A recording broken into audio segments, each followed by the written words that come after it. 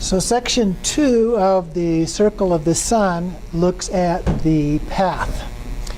And so here he introduces this by saying, having generally explained the nature of the ground of both confusion and liberation, I shall now explain the nature of the path of Trekcho and Togal in detail, stating the meaning of the Trekcho by distinguishing between Sem, S-E-M, mind, and Rigpa, and then explaining the meaning of Togal in terms of place, pathway, gate, field, means, key points, and so forth. And of course, the Togal part we will do in the next class. We will just do the Trekcho part in this class. So Trekcho, cutting through. All the teachings agree on the one point that the previously explained Sugata essence or ultimate wisdom of the natural state is present as the nature of sentient beings, and that the fruition of the kayas and wisdoms will be accomplished by putting it into practice as the main part of the path. But distinguishing between Sem and Rigpa, and specifically making awareness wisdom alone the core of the practice, is precisely the extraordinary intent of the great perfection. The difference between primordial purity and the all ground.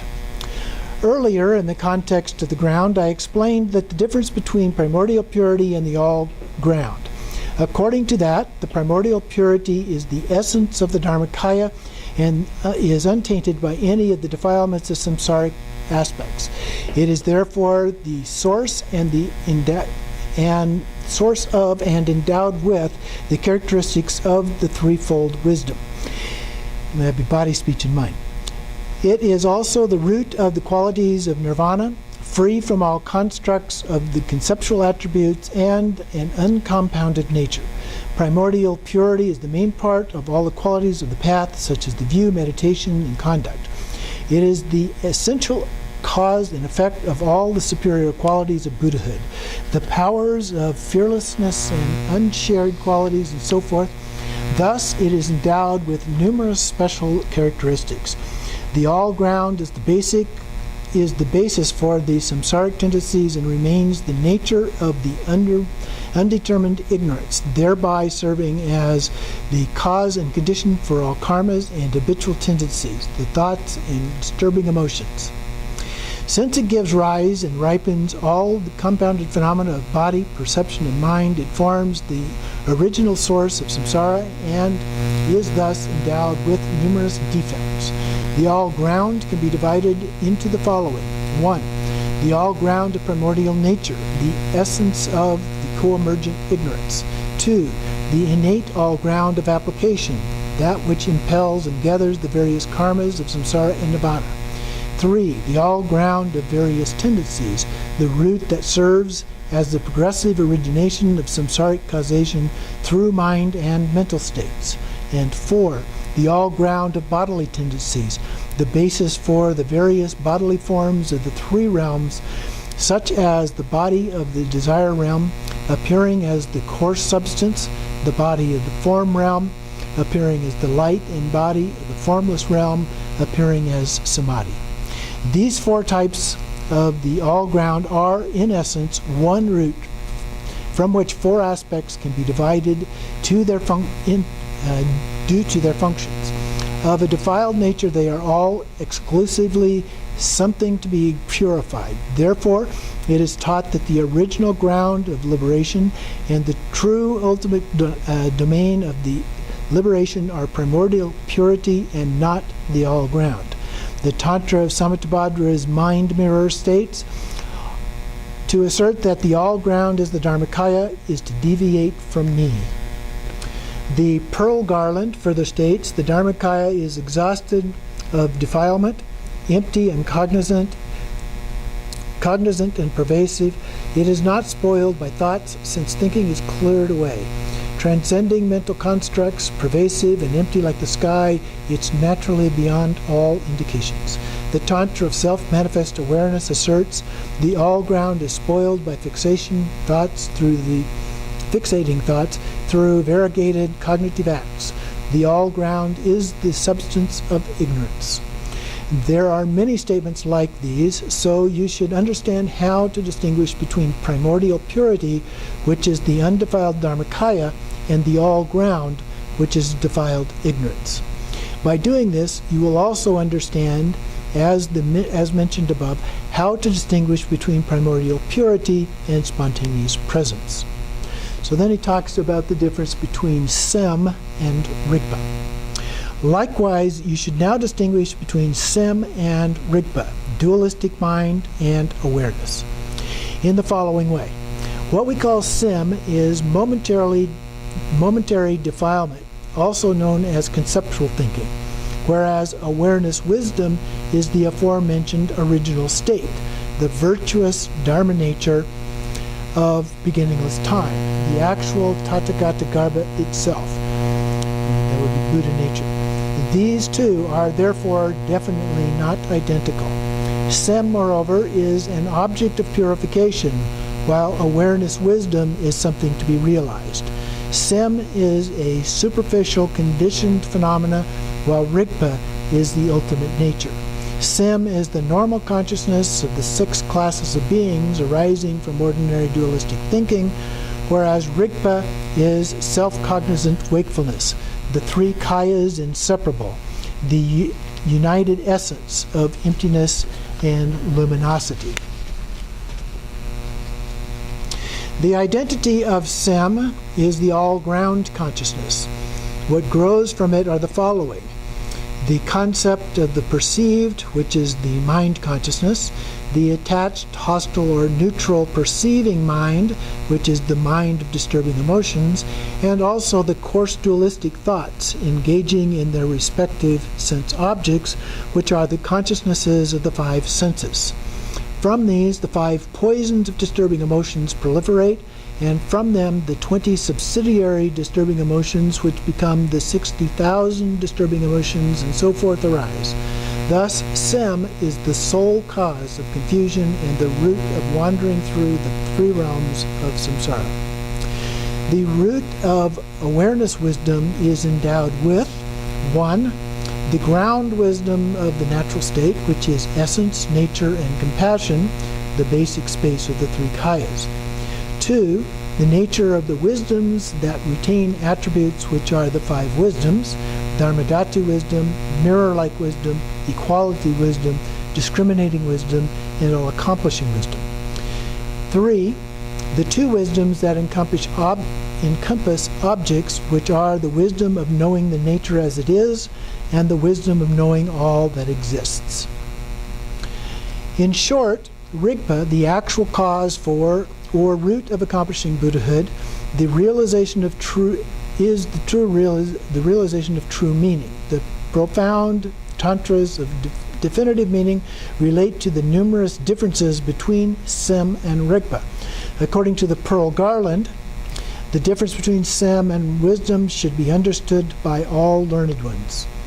The same text continues: Sem is the ground of all habitual tendencies, the defilement of beings. Sem perceives the perceived objects and is therefore of a samsaric nature. When free from Sem, Buddhahood is attained, and all the defilements of beings are purified. Cognizant and aware, clear and illuminating, it burns away all conceptual thinking. Empty cognizance is undefiled. From the 6 spheres of Samattabhadra. Listen, great being, not distinguishing between nature of Sem and wisdom is like the sun, obscured by a mass of clouds, which cannot perform its function of spreading light. All yogis who know about Sem realize the external objects are devoid of a self-identity. All yogis who know about wisdom gain mastery over awareness wisdom itself. It has thus been taught in countless places. Not only the Dzogchen teachings, but the sutras and treatises as well have unanimously taught this point. Nonetheless, many people, indeed, do not realize it because of their misunderstanding. The Sutra of the Wisdom of the Verge of Passing teaches Buddhahood is unattained once mind is realized, so cultivate the idea of not seeking Buddhahood elsewhere. The meaning of that statement is in accordance with what is explained here because the realization of the nature of mind is itself awareness wisdom. In short, awareness wisdom is the core of what should be put into practice, while sim is the manifestation or expression.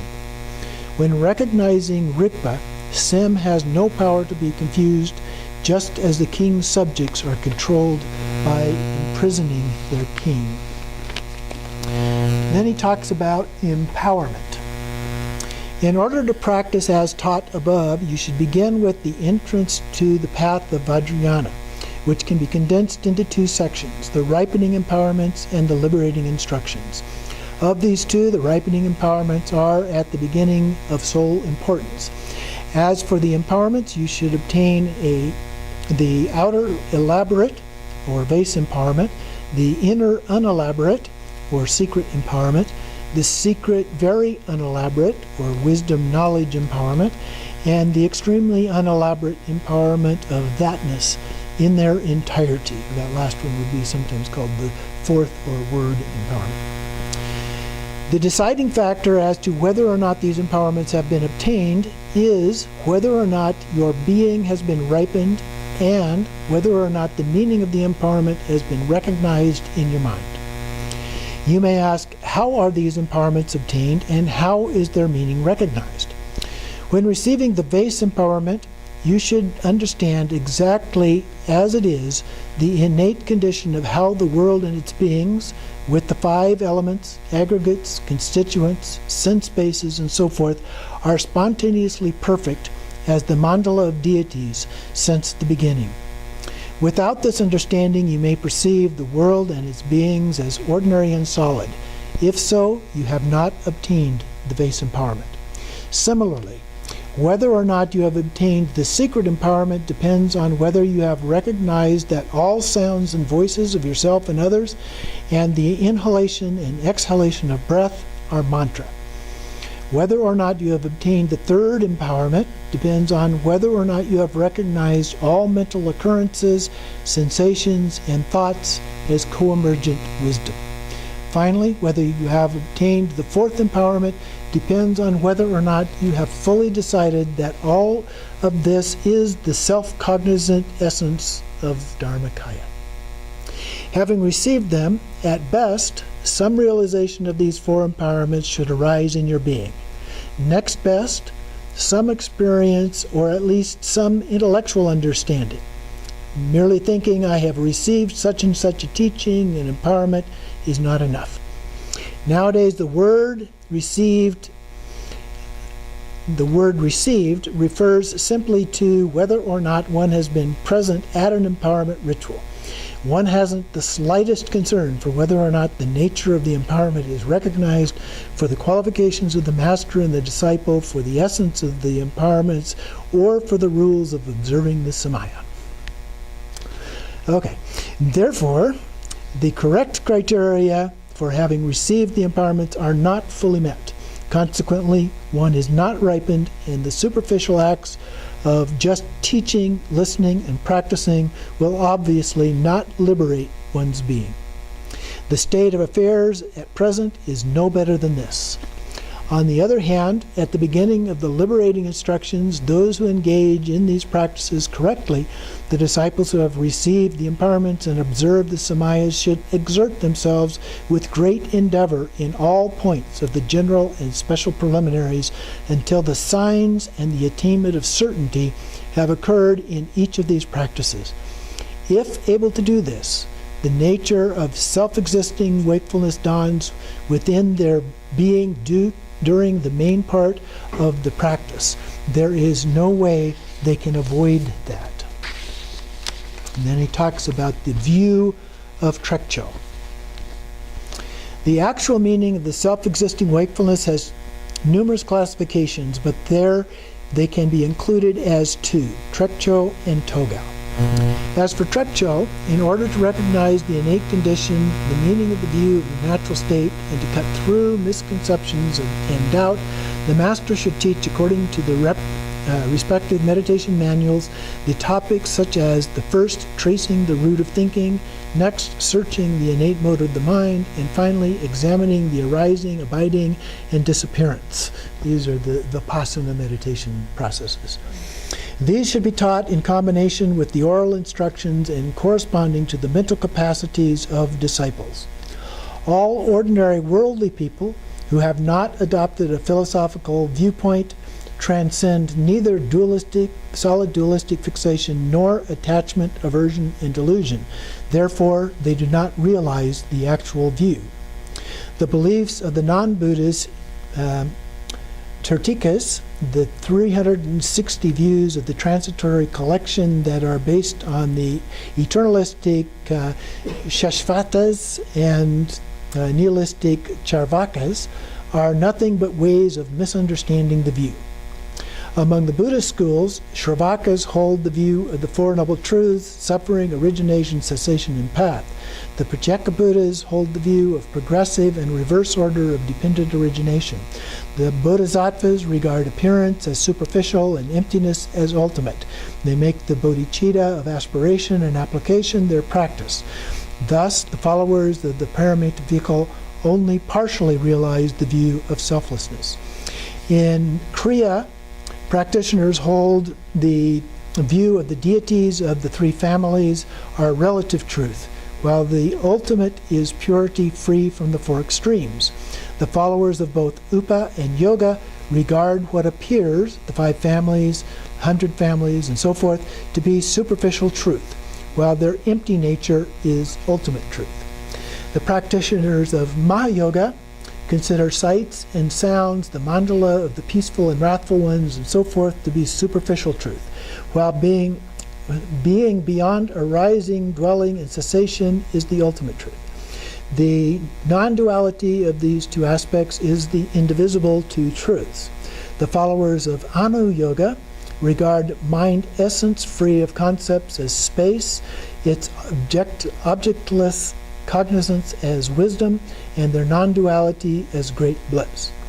In short, the views of the 5 or 6 vehicles of mantra are all confined to the mind-made limitations and are considered not to be realization of the actual true view in this context. This is the same point that Longchenpa was making before.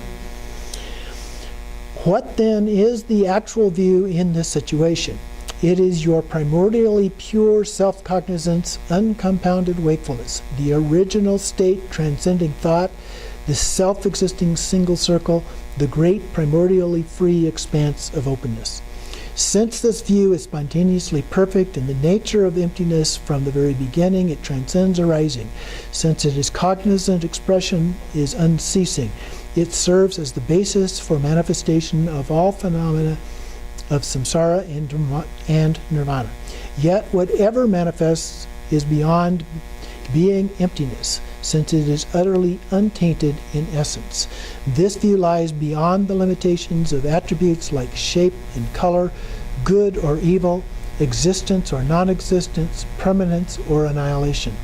The nature of the view is your original wakefulness itself, beyond thoughts and utterances, unspoiled by the mental fabrications of an intellectual fixation like the thought it is beyond limitations, and so forth.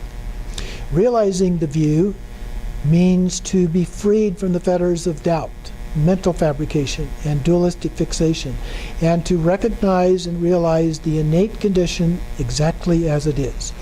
This takes place by the power of your master's various incantations and instructions, and especially by the profound and wondrous receiving of his blessings.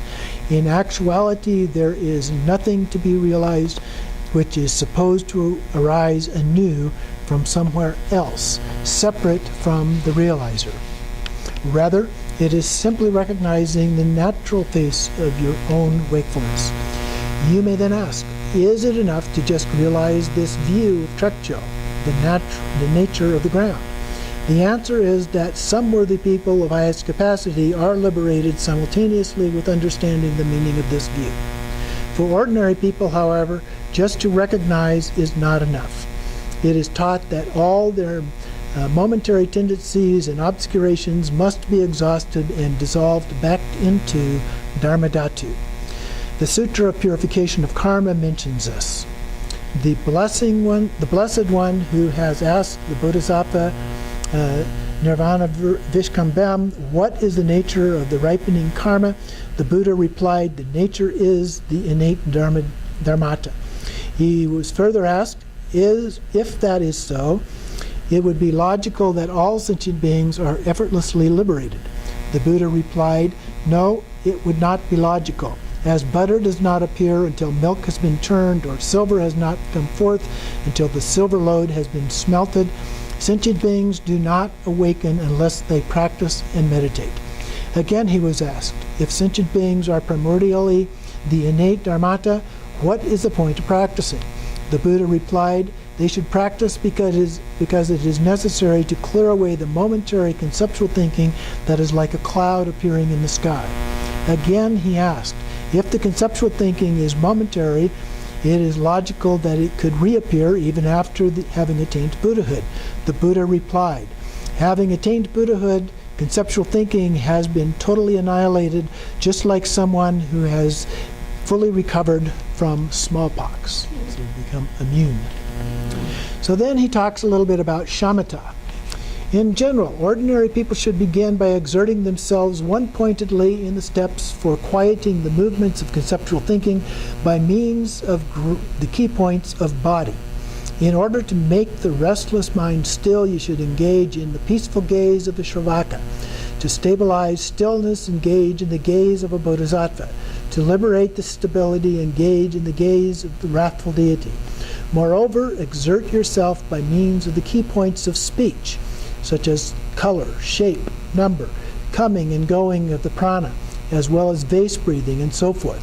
Finally, exert yourself by means of the key points of mind, such as shamatha with attributes and shamatha without attributes. By doing so, you will experience the following.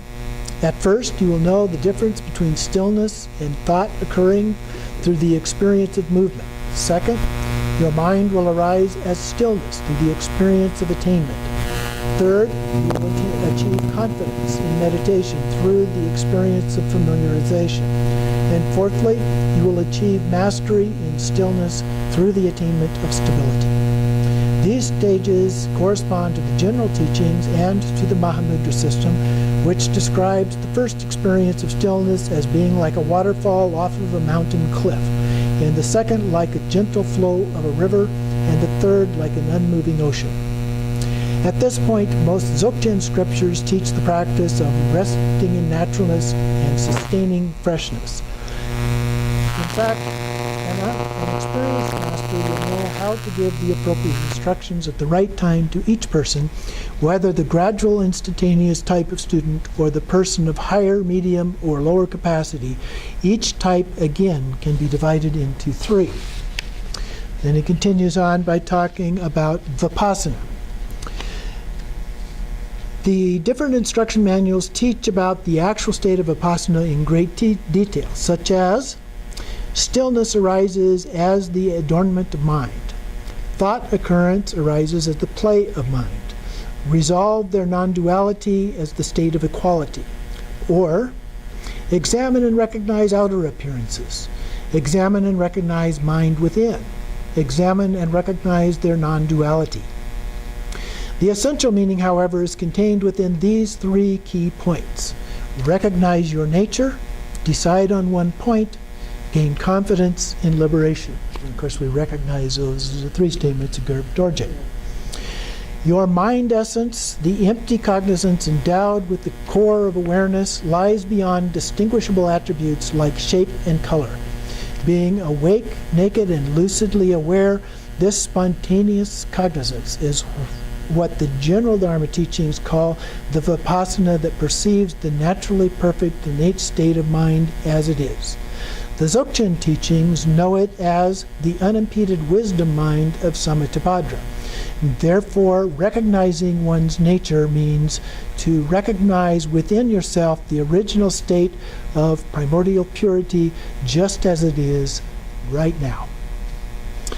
Once you have recognized this awareness, no matter how you remained, whether vividly thinking of objects as the six senses, whether resting quietly in the state of self-cognizance, or whether good or evil thoughts arise forcefully, simply recognize naked awareness. This clear and lucid awareness is unswayed by sense objects, unspoiled by fixation, and uninvolved in rejecting something by means of an antidote. Consequently, not straying from the self-existing wakefulness of Dharmakaya is known as deciding on the one point. When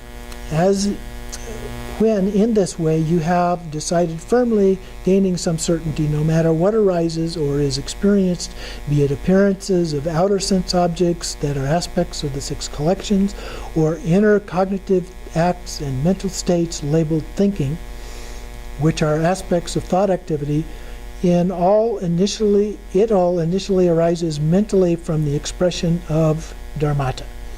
At present, it is manifest as the play of dharmata. Finally, it naturally dissolves into the state of dharmata. It is simply nothing other than that. Thus, gaining confidence in liberation means to resolve that the inherent characteristic of outer appearances and inner cognition is that they are totally beyond bondage and liberation in the beginning, middle, and end. The essence of Trekcho is simply to release the innate condition of mind essence, uninhibited in naturalness, and to sustain naked self-awareness in whatever is experienced, without accepting stillness as good or rejecting thought occurrence as evil. If you know this vital point, you cannot avoid the state of meditation. With no object to meditate on deliberately, you need not struggle painstakingly, nor apply rigorous mindfulness. Once you recognize Rigpa, you haven't strayed from the nature of the meditation state, since there is no basis for distraction or confusion to occur on the path. So then he talks about the meditation practice itself. Nowadays, however, most meditators neither comprehend nor realize this vital point. Instead, they either pretend that the state of lethargic shamatha, a perky face with insensitive mind, a rigidly fixating mindfulness, and rampantly unrestrained thought activity, giving chase to flow of thought, or that an intellectualized mental fabrication is the real state of meditation. It is extremely rare when someone gains the definitive certainty that essential points described here. Concerning this, the Tantra of Great Soaring Garuda states, resting without meditation, the nature is naturally cognizant. Beyond sound and concept, it transcends everything. No need to alter this naturalness with a focus. Through stillness, it ceases, and through thought occurrence, it is naturally pure. The same scripture continues. Wakefulness is unmanifest, yet not empty. Naturalness is ungrasped, unexamined, and unspoiled. Not to alter it by any means, that is the vital point of liberated self-cognizance.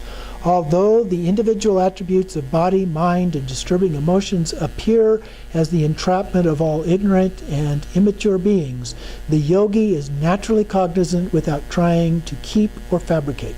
He is naturally free since the beginning without being liberated by anyone. Why use effort? There is nothing to do but rest in unfabricated naturalness. Since scriptural statements are beyond number, such scriptural statements are beyond number.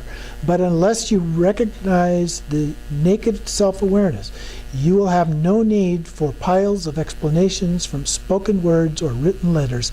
They will not help you to attain enlightenment within one lifetime. On the other hand, the people who have received their master's blessings, taken the practice to heart, and cut through misconceptions from within have no need for the classifications of shamatha and vipassana, but understand their unity within Rigpa. Neither accepting meditation nor rejecting post-meditation, their minds are never apart from the meditation practice.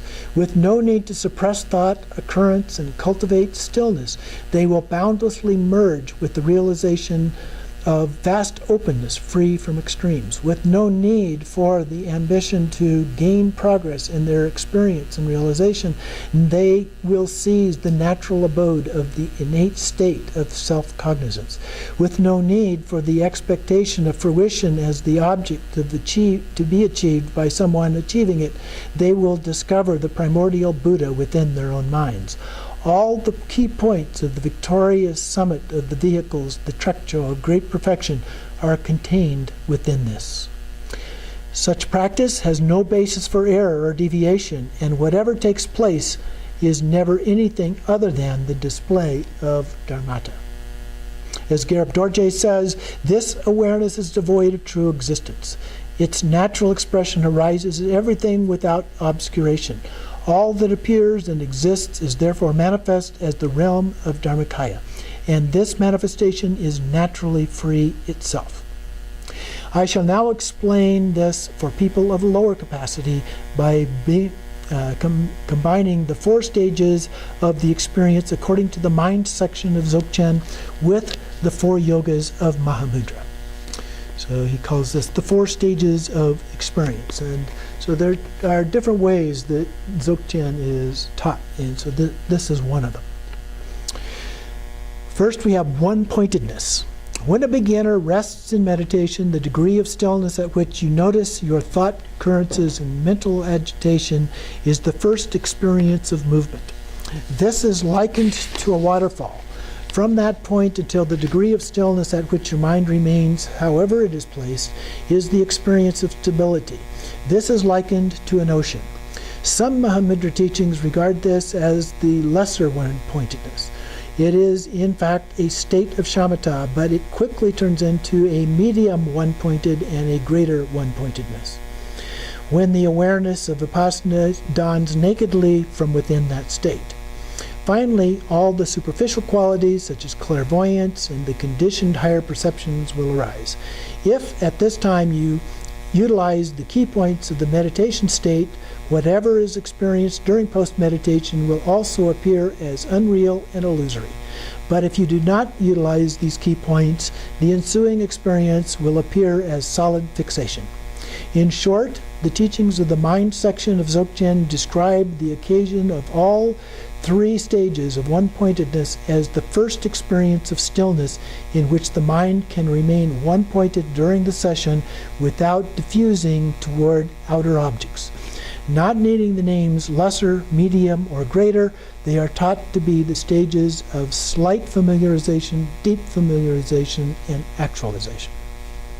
The second part is simplicity. Following this, practice one-pointedly as before. By the power of your own devotion and your master's blessings, you will feel a special confidence of experience, although you will not be able to describe it because your mind does not consist of any concrete substance whatsoever. You may think there is no thing that wanders in samsara or something that will attain enlightenment. How sad that sentient beings don't recognize that they abide as Dharmakaya. Everything dawns as emptiness. This is regarded by the Mahamudra system as the beginning of simplicity. Something resembling this may occur during the stage of one-pointedness. However, in that case, intellectual understanding predominates. Here, where experience has arisen, it is lesser simplicity. The Mahamudra system explains that if you don't stay alert at this point, there is a danger of straying into lethargic shamatha. Dzogchen recognizes no such danger, since Rigpa alone is taken as the main part of the practice. Just as before, through the increase in force of everything you experience arising as emptiness, the dawning of the state devoid of all thoughts such as birth, death, and the bardo, it is called medium simplicity. When the arising of thought, though noticed, becomes mindfulness itself with no separate thing to be liberated, when nothing in particular is experienced through meditating or lost by not meditating, and when you are able for the most part to apply this during sleep, it is regarded as greater simplicity. The empty aspect predominates during these stages of simplicity. People lacking the guidance of a qualified master are in danger of straying into the evil view which demeans cause and effect. The Dzogchen teachings describe all these stages as the experience of unmoving samadhi, which remains unharmed by the conditions like dullness and agitation. Not classified into lesser or greater stages, it can be divided into having or not having achieved familiarization in the same way as before. The third one then is one taste. After practicing without falling prey to hindrances or defects, errors or deviations, appearances dissolving into the mind, means that the identity of outer perceived objects and inner perceiving mind naturally vanish. By thus realizing emptiness correctly, the unobstructed arising of the coincidence of outer and inner causes, conditions, and effects is called lesser one taste. After this, by gaining control over your mind, by mastering appearances, simply remaining mindful is enough. Confusion does not take place from time to time due to the ignorance of the undetermined all ground. Medium one taste is then regarded as the state when the manner in which coincidence manifests has grown even clearer than before. There are different manifestations of this mind. It is one taste of the subtle movements of thinking spontaneously vanish without being dependent upon the experience of emptiness. Whereas, if dependent upon the experience of clinging to emptiness, it is just simplicity. In any case, the Mahamudra system teaches that there is a mere mental image of meditation and post-meditation even at this stage. According to Dzogchen, on the other hand, this is called the experience of equality. It is known as the attainment of fearless confidence. Due to the realization that meditation state of the equal taste of samsara and nirvana is like space, and the 8 concerns during the ensuing experience are like an illusion. Some teach that the meditation and post-meditation have mingled at the time of greater one taste, but it is evident that merely use of the terms meditation and post-meditation, although a solid fixation on these states does not occur. At any case, there is no ordinary concepts of subject and object when no ordinary concepts of subject and object take place, aside from the subtle tendencies of former habituation, and you have mastered continuous meditation in all aspects of coincidence, you will relax into greater one taste. And then we have the fourth one, non-meditation. If your life ends at this point, you will traverse the remaining part of the path of the Bardo and attain enlightenment.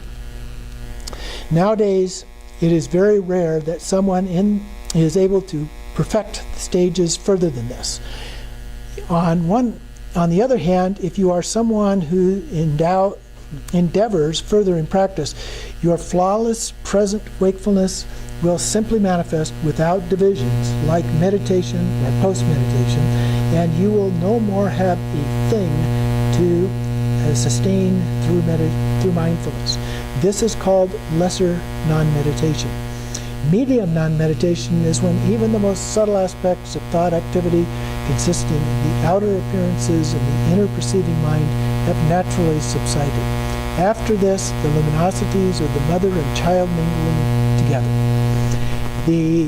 Having perfected this, when the external apparent objects no longer exist and the perceiving ego within is totally exhausted, you transcend the concept of mindfulness and your mind is liberated into the Buddhahood. That is known as the greater non-meditation, called, according to the Dzogchen system, the experience of spontaneous presence or samadhi that transcends sessions and breaks. This is when you reach fruition, the exhaustion of phenomena beyond concepts. He gives a summary then. In short, all the Vidyadhara forefathers have taught these 4 stages of experience according to the system of the mind section of Dzogchen, and the 4 yogas according to the co-emergent union of Mahamudra are basically equivalent. As I have no personal certainty of experience, realization in them, I have simply written exactly what the great siddhas of Yongtsen, Lodrog Gyaltsen, and others have taught. Then he talks about a comparison between Mahamudra and Dzogchen. Generally speaking, numerous different types of teaching styles exist in various traditions of Mahamudra and Dzogchen. In particular, it is unquestionably established that the ultimate sense there is no difference between Mahamudra and Dzogchen. Nonetheless, according to the presentation, varying approaches have been taught concerning whether or not to regard appearances as being mind, whether or not thought is identical with the Dharmakaya, and whether or not mindfulness should serve as meditation. Some Mahamudra followers teach that Dzogchen is the type of sidetrack known as straying into the innate, while the higher stages of Dzogchen teach that Mahamudra is flawed, since everything up to and including Mahamudra is considered to be views retaining assumptions. Thus, each has its own specific emphasis. For worthy practitioners, those who have sat at the feet of a qualified master and have recognized the innate suchness of the natural state exactly as it is, there is nothing to make classifications about. For them, everything is simply the display of Dharmata. Otherwise, when claiming that Dzogchen is straying into the innate, the essence of the innate is what the general vehicles call Sagata essence. In Mahamudra, it is renowned as the Great Mahamudra or Mahamudra of the natural state. Since everyone agrees that practicing the various types of meditation stages are the methods for realizing it, the Dzogchen system is therefore not at fault. Similarly, to call Mahamudra the view of assumption aimed at inferior people who practice that way, practitioners who realize the nature of Mahamudra as it is perceive the naked and innate face and mind free from concepts. They are not flawed by this fault, since they don't need to depend on assumptions. Moreover, the two opinions about whether or not thoughts or Dharmakaya are in fact the same. The commonplace thought, uninhibited deluded fixation, is not regarded as Dharmakaya, even by the Mahamudra system. Similarly, the Dzogchen system does not repress perceptions which have been embraced by the key points. So, in fact, they agree. As for whether or not appearance is mind, all the key points are identical, in the sense that, in the ultimate essence, appearance lies beyond the confines of truth and falsehood. It can manifest in any possible way as the mere relative expression of mind, but does not consist of any essence whatsoever. Appearances, furthermore, need not be accepted or rejected, and so forth. Concerning mindfulness, serving or not serving as the meditation, some deluded people appear to concentrate with rigid fixation and believe that keeping their mind hostage is the meditation of Mahamudra. That is nothing but their personal fault.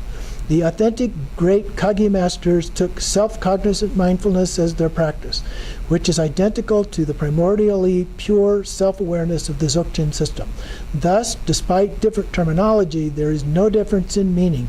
Neither system, Mahamudra nor Dzogchen, considers that meditation is the conceptual mind that fixates on mindfulness.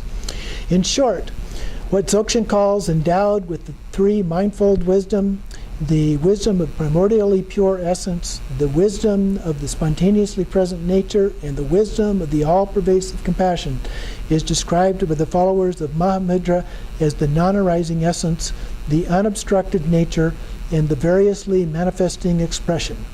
It is unanimously agreed that they are different aspects of the same identity.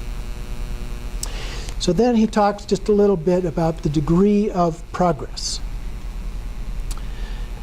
How the previously described 4 stages of experience will actually occur will vary depending upon the differences amongst people, whether they are of the gradual type, the instantaneous type, or the skipping the grades type. Depending on their degree of endeavor and practice and on their involvement in the concerns of their present life. Therefore, do not stupidly generalize everything to be a certain way. Once you possess the devotion of perceiving that the masters as a Buddha and the fortitude of constant perseverance in your practice, it is definite that the qualities of experience and realization cannot help but manifest, whether or not you already have those qualities that are the signs of the path. So how then do we continue in the practice? In the state of having recognized and realized the nature of mind essence is primordially Dharmakaya, there is no object to meditate on through deliberate fabrication. This being so, do not let yourself dissipate into ordinary confusion, but sustain the great practice of the self-cognizant of fabricated naturalness as agreed upon in all the sutras, tantras, and oral instructions. The Sutra of Excellent Night says, do not chase after the past, do not anticipate the future. Whatever phenomena occurs in the present, observe fully how it is. Without being captivated and without being deluded, you should continue in this way with skill. The Letterless Tantra teaches further. Once you perfect the full power of the view, appearances are the expansive Dharmakaya. Once you are free from the distractions of activity, their nature is the citadel of bliss. Once you know how to take directness as your companion, resting freely is one single state. Once you possess this continuously, what else is there to do? Sri Shavaripa also stated, do not blame anything, practice without distraction. Do not desire signs and indications. The great Pandita Shakyashri has said, when whatever appears is left to itself, non-action is spontaneously perfected. When you recognize the nature of whatever arises, awareness is liberated in its natural state. When you cut through the pursuance of thought, your thinking dissolves into Dharmadhatu. When sessions and breaks are embraced by mindfulness, you accomplish the one taste of meditation and post-meditation. According to Shisam Namkadrak, although you meditate, there is not the slightest thing upon which to meditate. Although you practice non-meditation, it should be without a moment of distraction. When you see the nature of neither meditation nor meditator exists and a moment of distraction into conceptual thoughts, a yogi's meditation is undistracted non-meditation. To further quote the learned and accomplished Yagde Penchen, to meditate is conceptual mind, and to be distracted is delusion. Conceptual mind is beyond concepts, and delusion is wisdom itself. Nup Ben Yongten Gyatso says, when mind and mental objects are nothing whatsoever, when you meditate, there is nothing upon which to meditate. Whichever attribute of conceptual thought may arise, since the thought itself is dharmata, you needn't meditate on dharmadhatu as being elsewhere. It needn't be altered and be prevented by an antidote. Thus, Dharmakaya is simply being undistracted from this throughout the 3 times. In short, finally, countless other teachings are found in the sutras and tantras and in the collected works of the authentic, learned, and accomplished masters of India and Tibet. I fear they will take up too many lines, so I shall not mention them further at this time.